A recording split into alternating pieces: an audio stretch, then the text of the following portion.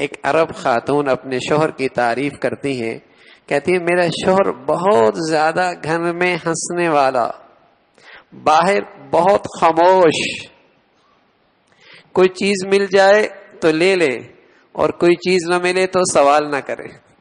سبحان اللہ، گھر میں بہت مزاح، ہنسنے والے، باہر بہت خاموش، کوئی چیز مل لے استعمال کر لیں، نہ ملے تو مانگے کوئی نہیں، اپنی شوہر کی تعریف کر رہی ہے۔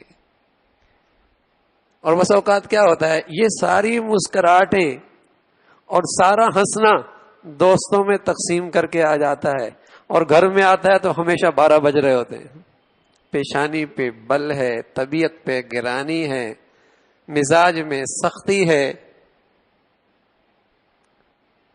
تو گھر کی زندگی اللہ کے نبی صلی اللہ علیہ وسلم کی کتنی خوبصورت ہے، کتنی خوبصورت زندگی، اور کتنی بے تکلفی کی زندگی ہے، بے تکلف۔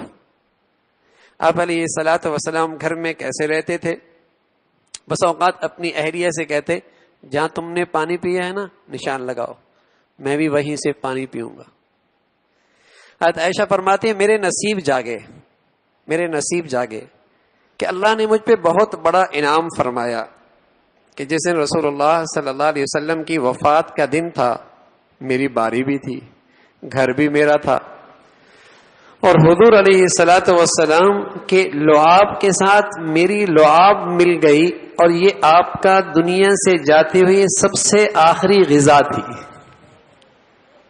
میرے نصیب جاگے، اللہ نے مجھ پہ بہت بڑا انعام فرمایا، باری بھی میری، گھر بھی میرا، حضور علیہ الصلوۃ والسلام میرے گھر میں ہیں، بیمار ہیں، اور میری گود میں بیٹھے۔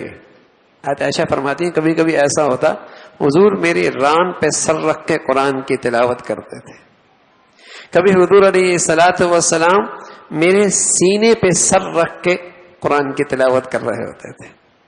فرمایا یہ میرے نصیب کی بات تھی، دن بھی میرا، گھر بھی میرا، اور حضور علیہ الصلوۃ والسلام بیمار ہیں، میں نے گود میں رکھا ہوا ہے سر۔ اتنے میں میرے بھائی آئے عبد الرحمن، ان کے ہاتھ میں مسواک تھی۔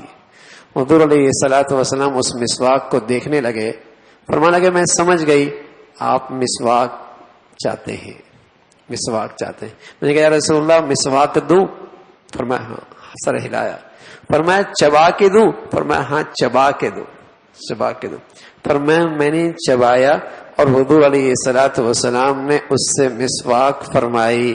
تو میرے نصیب ہیں کہ آپ دنیا سے تشریف لے کے جا رہے تو میری گود میں، میرے گھر میں، اور میرا لعاب، آپ کی زندگی کا آخری چیز جو آپ کے منہ میں گئی وہ میرا لعاب گیا۔ تو حضور علیہ الصلوۃ والسلام اس انداز کے بے تکلفی اپنے گھر کے اندر اختیار کرتے تھے